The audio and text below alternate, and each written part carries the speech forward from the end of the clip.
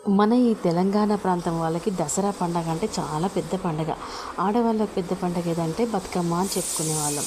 అది నిజమే అంతవరకు. కానీ దసరా, బతుకమ్మ బాగా జరుపుకున్నారా అంటే మెయిన్‌గా నిన్న జరిగిన బతుకమ్మ పండగ ఎలా జరుపుకున్నారు అంటే ఏదో పర్వాలేదని మాత్రం చెప్తాము కానీ చాలా బాగా జరుపుకున్నాం, చాలా బాగా ఆడుకున్నాము అని మాత్రం సిటీలో ఉన్న వాళ్ళు మాత్రం చెప్పరండి.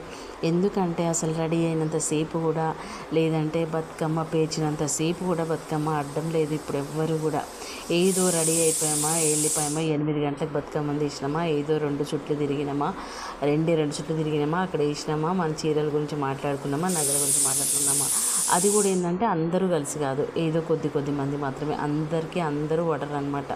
అట్లా అయిపోయిందండి బతుకమ్మ అంటే. నా చిన్నప్పుడైతే అట్లా కాదండి, ఎక్కడో బతుకమ్మ వేసొచ్చిన తర్వాత కూడా అప్పుడు ఒక్కరు పెద్ద వాకిలు ఉన్న వాళ్ళ ఇంటి ముందు ఒకరు ఆడితే ఒకరు స్టార్ట్ చేస్తే, ఒక ఇద్దరు ముగ్గురు స్టార్ట్ చేస్తే ఒక 20 మంది వరకు కూడా వచ్చి మంచిగా పాటలు పాడేవాళ్ళు. అప్పుడు ఇప్పట్లాగా ఈ స్మార్ట్ ఫోన్లు లేవు, డీజేలు లేవు, ఏమీ లేవు. ఒక్కరు పాడితే ఆ 20 మంది మళ్ళీ తిరిగి పాడితే ఆ సౌండ్ సగం ఊరు వరకు కూడా వినిపించేదనమాట. ఎక్కడో బతుకమ్మ ఆడుతున్నారు, ఆ చప్పట్ల సౌండ్, ఆ పాట సౌండ్ వినిపించే ఎక్కడో బతుకమ్మ ఆడుతున్నారు అని చెప్పేసి వచ్చి ఆడుకునేవాళ్ళు.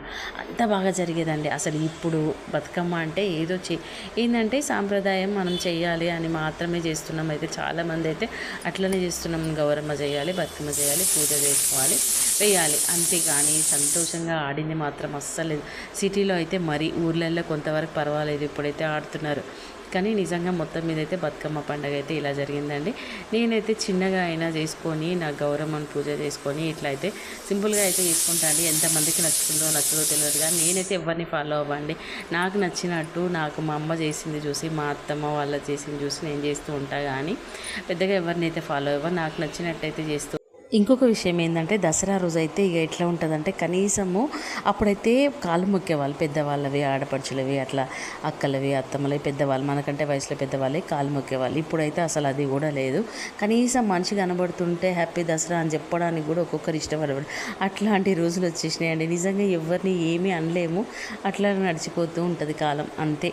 ఎవరిని బలవంత పెట్టలేం కదా, ఎవరి ఇష్టంనట్టు వాళ్ళు బ్రతికేస్తున్నారు. కానీ మొత్తం మీద సాంప్రదాయాలన్నీ మాత్రం పోయినాయి అండి. ఎవరి ఇష్టం వచ్చినట్టు వాళ్ళు బ్రతికేస్తున్నారు, అంతే. ఏదో పండగలు అంటే అంతే. ఈ వీడియో మీకు నచ్చిందా? నచ్చితే తప్పకుండా లైక్ చేయండి, కామెంట్ మర్చిపోవద్దు. మీ అభిప్రాయాన్ని మాత్రం తప్పకుండా కామెంట్ చేయండి.